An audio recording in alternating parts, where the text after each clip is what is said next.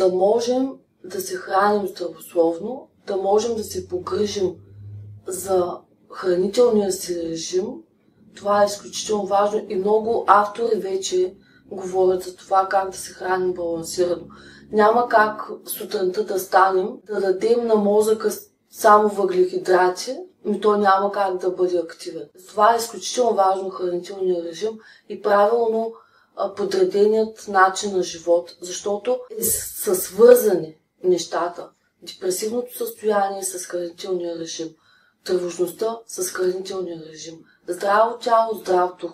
Имаме един добър, активен човек, той трябва да е здрав, духовно да бъде здрав, душевно да бъде здрав. И това може да го постигне през храната, през творчеството, през разходката, през музиката. И ние трябва да задаваме време за това. Ако разделим денят си на 3 части, тогава в едната част да бъде активният начин на живот, трудовата дейност, да имаме време за себе си и да имаме време и за близки. Това е изключително важно нещо.